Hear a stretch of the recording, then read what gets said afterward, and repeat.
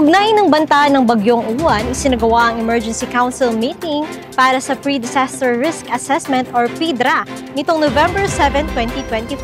Sa pangunguna ng MDRRMC Chairperson at Local Chief Executive Mayor Attorney Elvis S. Uy, kasama ang bumubuo ng Sangguniang Bayan sa pamumuno ni Vice Mayor Amado A. Vidal. Dumalo rin sa pagpupulong ang mga DRRM Council members, mga punong barangay, stakeholders at mga kinatawan mula sa iba't ibang ahensya. Matapos ang pulong, agad namang nagsagawa ng koordinasyon at pagpupulong ang mga opisyal ng bawat barangay upang pag-usapan ang mga kinakailangang hakbang sa paglikas, paghahanda ng mga evacuation centers at pagtiyak sa kahandaan ng bawat residente sa oras ng bagyo. Isinagawa din ang pamamahagi ng impormasyon at paalala sa mga residente, kabilang ang bandilyo ng mga Barangay Information Officers or BIOs sa kani-kanilang nasasakupan upang mapanatiling alerto ang publiko. Dahil sa masamang panahon na dulot ng Bagyong Uwan, lahat ng biyahe patungo sa Alabat at Perez ay kanselado bilang pag-iingat sa kaligtasan ng ating mga biyahero at crew.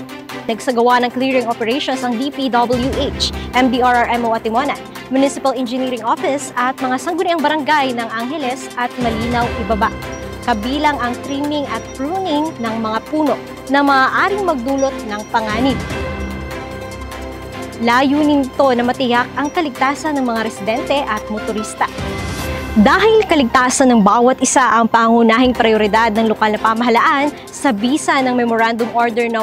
ESU 2025-008, isinagawa rin ang preemptive at forced evacuation, lalo na sa mga nakatira sa mababang lugar at malapit sa baybayin.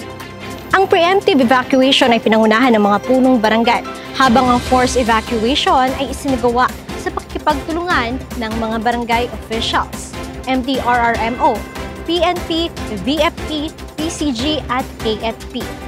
Sa ngayon, patuloy ang paglikas sa mga residente mula sa mga mataas na panganib na lugar.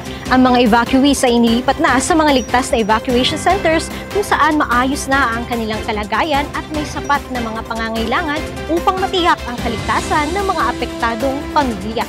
Kasabay nito ay pinatupad din ang simultaneous clean-up drive of drainage sa iba't ibang barangay sa Atimunan upang maiwasan ang pagbaha at mapanatili ang kalinisan at kaligtasan ng ating bayan.